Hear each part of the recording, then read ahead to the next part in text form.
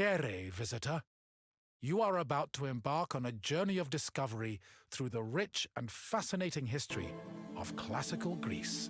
You'll become fully immersed in the painstakingly detailed world built for Assassin's Creed Odyssey, which you are free to explore at your own pace, without any danger or time pressure.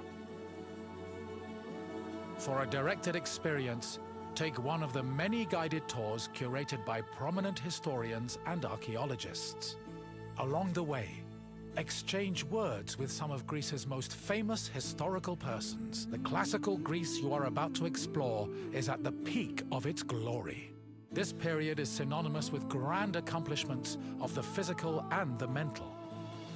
Architectural marvels which still stand today dot its landscape, while towering achievements in philosophy, political systems, and art still influence our modern society in profound ways.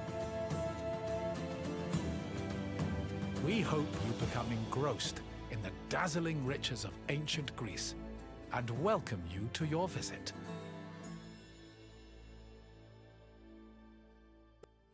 Hello, Wanderer. May I introduce you to the Keramikos, the kiln that warms all of Athens' pottery. The Keramikos was a special neighborhood in Athens, where potters created vases and containers that stood all over Greece. This tour will take you through the elaborate process needed to turn something as simple as muddy clay into ornate perfume vases and gilded wine cups. The Keramikos was a large, sprawling area northwest of Athens' Acropolis. While part of it was used as a graveyard, it was also dedicated to the creation of pottery. The Keramikos was so significant to the art form that its name lives on in the word ceramics.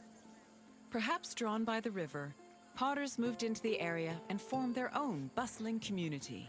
It's believed that by the end of the 5th century BCE, hundreds of thousands of pottery vessels had been made in Athens,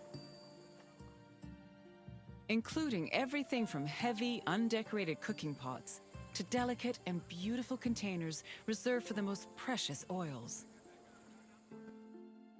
Sadly, only around 1% of these works survive today, some only in small fragments. Raw clay from a river was hardly fit for a potter's wheel. Athenian potters used clay that was rich in iron, which created the distinctive orange-red coloring seen in Athenian pottery. But this high-quality clay needed to be handled carefully to avoid disasters in the kiln later on. The clay was first brought to settling beds, where it was mixed with water to wash out any organic debris like leaves. Once it was purified, workers kneaded the clay with their hands to push out air bubbles and create the texture necessary for a flawless finish.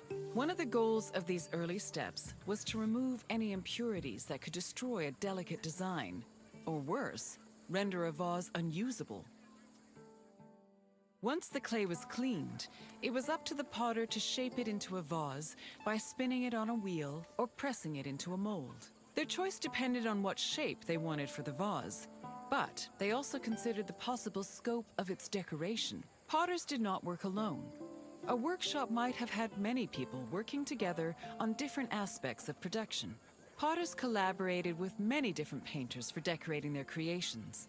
Some of these painters even became potters themselves. All in all, a single vase could be worked on by many different artists, with each one focusing on a different aspect of its design. After the pots were shaped and decorated, they were packed into kilns for the lengthy and delicate firing process. The process had 3 stages: oxidation, reduction, and reoxidation. The main purpose of the firing process was to carefully manage the clay's exposure to oxygen. The chemical reactions caused by firing gave the pots their distinctive orange-red coloring. This also turned the designs made from the clay decoration slips glossy and black. The most difficult part of the firing process was managing the fires themselves. It required an enormous amount of skill and experience to properly judge the exact temperatures needed, and even the smallest mistake could ruin several hours of work. Vases could be decorated in all sorts of ways. Before 530 BCE, Athenian vases were decorated using the black figure technique, where figures and designs were painted as dark silhouettes. At the end of the 6th century BCE, painters created a new technique called red figure, an inversion of the painting process that left the figures in red and the background in black.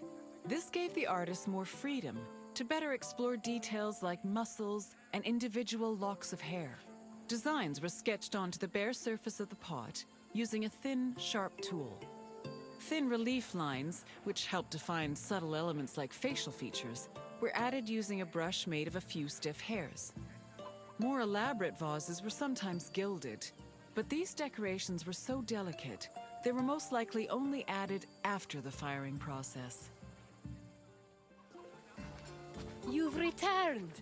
As you can see, pottery was an arduous and delicate process, but was exemplary of the skill and craftsmanship that dominated Greek art and culture. Then we must part ways, at least for now. Farewell, wanderer.